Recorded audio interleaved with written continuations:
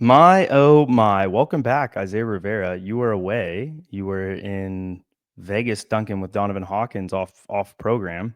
I don't Yeah. know if you want to address those allegations, but I think they're, I think at this point there's a lot of evidence out there to corroborate that you did dunk when you weren't supposed to. Uh, I am guilty. It's okay. Um, It seems like you bounced back well, so I'm happy about that. I have yeah, finished my eccentric cycle. I'm officially done. Finite. I think on a calf raise yesterday, I lowered 445s on each side, but it's a Smith machine and yeah. a 10. I tried a 10 afterwards and I was like, no, I'm done. My hips are so sore. And then I did hip thrust 600. So I was pretty proud of myself. But yeah, today I had a conversation with a friend of mine from Duke. He's the coach there, Mark Mueller. And Isaiah, there we go. You were blurry for a second there. You need that new lens, I bro. can switch. No, no, no, no, no. Yeah. Oh, yeah. If you want to do that, that works. So we had this Yeah. conversation, and we were basically talking about how he had gone to this conference, and he was talking with Boo Schexnayder, and Boo is the coach of LSU, one of the greatest coaches ever. He mentored my mentor, and basically they were talking about elite sprinters. So if you guys know, I've spent a lot of time over the last 2 years studying a lot of what Rolf has done and Randy and their combined kind of system and approach to things, mostly playing around with TPV. We've talked about it on this podcast before, but Boo has a very different approach. Boo more so looks at sprint times. He gets, Got guys really strong, does more plyos and stuff like that. In season, it's more of a long conjugate sequence system that I would do with Isaiah. So we're talking about it, and my friend Mark is asking me about how he manages athletes in season who have tendon pain, because Boo was basically saying, and Isaiah, I'll be curious to hear your lens on this. They do not lift heavy at all. They only do ballistic weight room work in season. That's it. From January to September. So 9 months. And this is for track? This is for sprinters and jumpers. They are only doing ballistic work. So barbell squat jumps, snatch, power clean, hang power clean, whatever. And then the plyos they probably are doing some plyo progression, maybe like standing balance to approach balance and things of that nature. And then he also told me that their sprint volumes are basically twice a week, and that's it. And it's kind of funny because it coincides to what Randy and Rolf kind of seemingly do, or at least what I've seen, Yeah. um, which is interesting. And we got talking more, and then Mark was like, "Well, what do you?" They call him Mueller. I call him Mark. I don't know. Call him what you want. But he was like, "What? How much? How many days a week does Isaiah jump?" And I'm like, "One." He's like, "What do you mean? What? Like, how many days does he jump?" And I'm like, "One, sometimes none." And he's like, "He only jumps 1 day a week." And I was like, "Correct." Like, he's like, "Well, no, Yeah. no, no, no. What about plyos or like, like depth jumps or bounding or squat jumps?" I'm like, "We don't do those. We do those for like 2 months of the year, and even then, it's like once or twice a week." Yeah. And he was shocked, flabbergasted, in disbelief about the results of our in-house research over the years, which is Yeah. it kind of like sheds light kind of on this. So there's a few things that I want to hear your lens on, what your thoughts were, right? So you're in season. Imagine if I had you, or better yet, you're in the dunk season. Imagine if I had you when you had a flare up. I didn't put you on load management because I was afraid it was going to disrupt your intramuscular coordination and potentially damage proprioceptors, which is what Mark said that Boo said, which I was like, okay, I love Boo. He's a legend. Dare I ever question anything he would ever say? But he was Yeah. like, look, practice is way ahead of research. And what's that old adage that's like, with not with great responsibility or with great power comes great Great power responsibility? comes great Not that responsibility. one, but what's the one where it's like big claims require like big support? How's that adage I go? haven't heard that one actually. It's like in, it basically is that. It's like when you make a crazy claim like that, you better have crazy support Yeah. behind it. And that's a pretty big claim, to not lift relatively heavy at all for like 9 months. But then I started thinking about it and it started to make more sense. Before I get into that, I want you to tell me what you think about There's a what lot to unpack here, John. there is a lot to unpack, and I want you to unpack it for me. All right. First thing is it's sprinting, not jumping. I think I would be able to handle. I mean, we have done sprinting 3 times a week on top of jumping, and I tend to not get a lot of issues. Mind you, I'm not sprinting at an elite level, so the forces aren't quite as high. So I don't know if obviously that would change, but I would. This is an assumption. I don't know if this is true or not. I'm assuming at the elite level, there's a lower incidence of tendon overuse injuries than there is for 2-foot jumping or even 1-foot jumping. Or like if you were to compare the jumping events. Less incidents? Yeah, like in track, like if you compare the jumping events to sprinting, is Achilles tendinopathy as common as patellar tendinopathy in the jumping event? From what I've seen, I mean, I have worked with elite athletes, so let me think back. We didn't really see many tendon issues with those guys. Most of the time it was muscle. There's a lot of muscle. Like hamstring pulls and that type of thing? Yeah, a lot of like when I was at Altus, there was an elite female sprinter that had a hamstring issue. There was a male elite sprinter. I won't use names because I don't want to get in trouble for like a HIPAA violation or something. They were very fast, very fast. We're talking world class. Yeah. And they really weren't too many connective tissue disorders. Like it was mostly back pain and muscle, like a lot of muscle injuries. What's interesting is that Boo will say that a cuboid displacement is responsible for hamstring injuries. And then if you have a talus that's jammed forward, that's responsible for Achilles issues. I don't necessarily agree with that. I think it's, I don't think you're moving bones. I don't think you're really displacing bones. And this is like my personal lens. Like they would probably say something different. I haven't put my hands, on as many feet as these coaches have, elite feet. But I don't think that if you palpated my foot when I had really bad, Achilles tendinopathy, that's going to make it go away. So I think with the athletes I've seen, when it happens, it shuts down the season pretty much. Like they can't train hard, they can't sprint fast, and then they get slow. And in Boo's case, he would say, well, don't do load management. Like just train through it. Just train through it. Don't lift heavy. Don't do any isometrics. Don't do any eccentrics. Just push the intensity up of these things. And, I'm only worried about an Achilles rupture. And if that's not going to happen, I'm not worried about it. Basically, like keep them sharp and then with pain versus don't run fast. Like it's like high risk, high reward. Yeah. And then second thing, how many plyo contacts, not including sprinting, how many, or like, let's say it's the jumper specifically, how many plyo contacts a week I would guess at max effort? So they're probably doing Monday, they're probably doing plyos. Friday, they're doing plyos. And Wednesday, they're doing plyos. That's the thing. But they're not like, it's probably vertical plyos on Friday, horizontal plyos on Wednesday. And I'm not sure what Monday is. Probably maybe goes from general to specific across the year. Who knows? I'm not really sure. Maybe bounds or something like that of that nature. Like acceleration type plyos, maybe. So in terms of my capacity, right? You got to think a session. So me and Donovan just had this session. It was 90 minutes. We're dunking about once a minute. We probably took, including warm-ups, almost 100 jumps, like individually. That's now insane. Now add in how many cleans I did in the week, how many squats at high intensity I did in the week, and it's a lot. Like, and I think if I were to take all that stuff out, not have a long session, like if I were to do plyos instead of dunking, basically, or when I dunked, I kept it really short.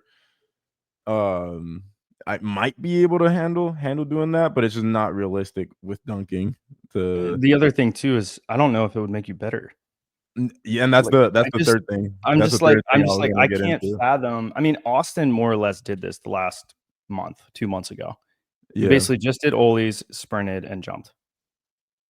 Didn't do plyos because there's no way he would have survived that. But he definitely didn't like squat heavy or really like get any Yeah. stimulus from that, right? Yeah. So he didn't necessarily follow it perfectly, but I have pretty closely. You know, you've watched me do pretty exclusively just like, you know, plyos, and then see, the thing is I could never survive that. There's no way, Yeah. dude. There's no freaking way I could survive that.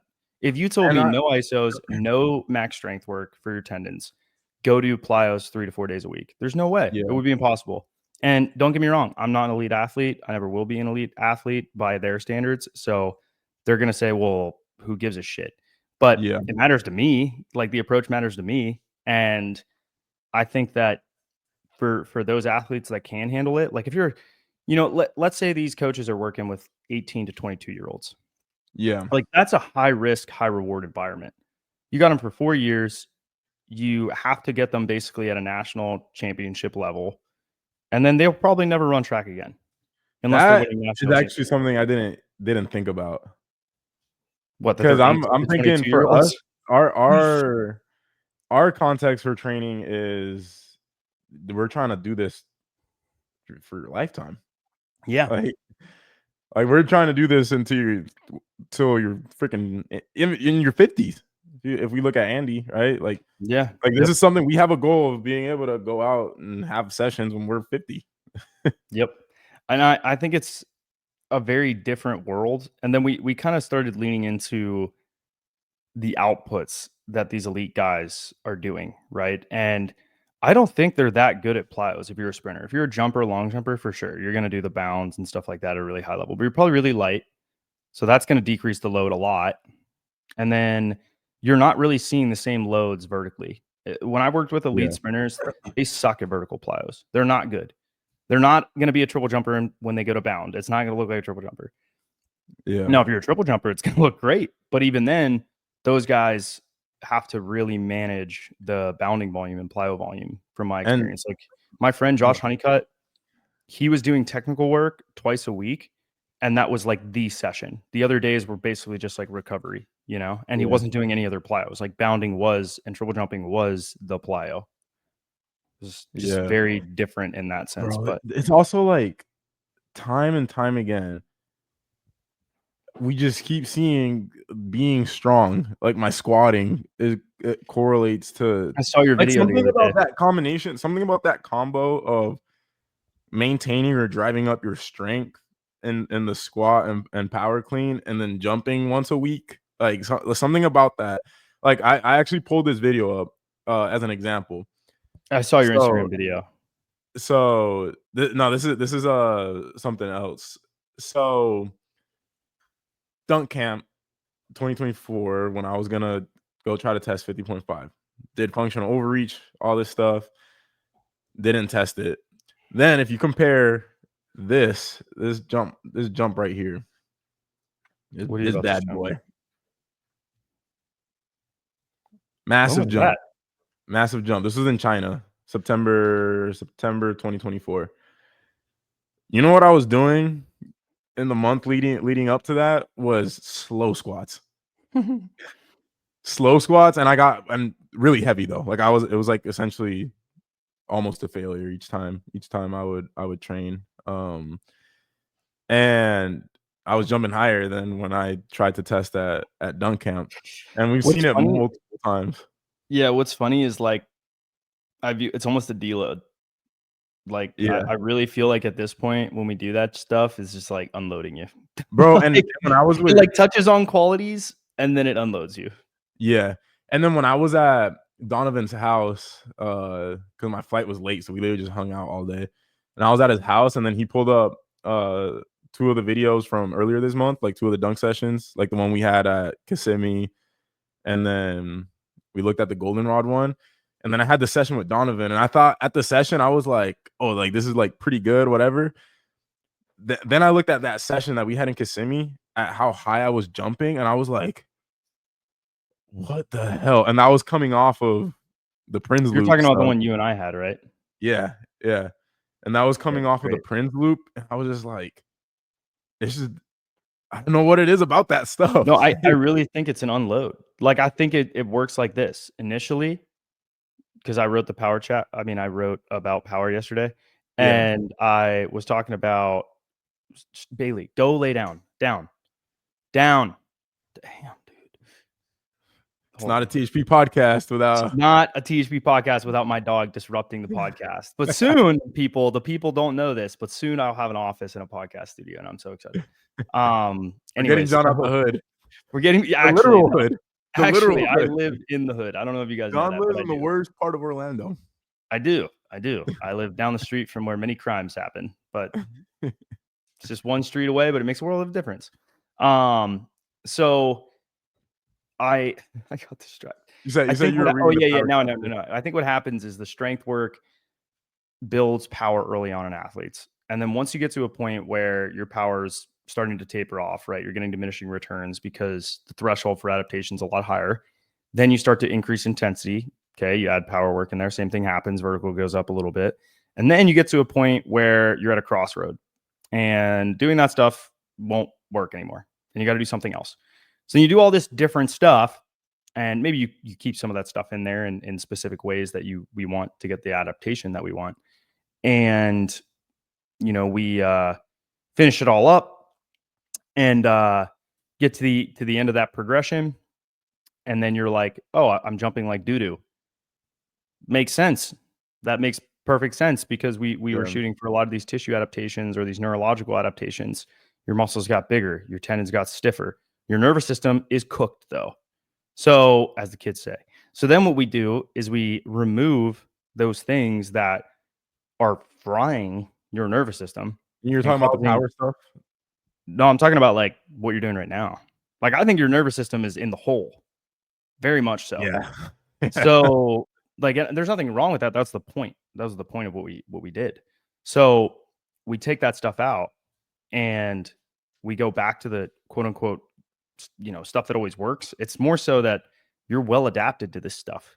So when I put it back in the training, I don't think it's like like it's this magical thing. I think it's like, hey, this stuff is not as eccentrically dominant.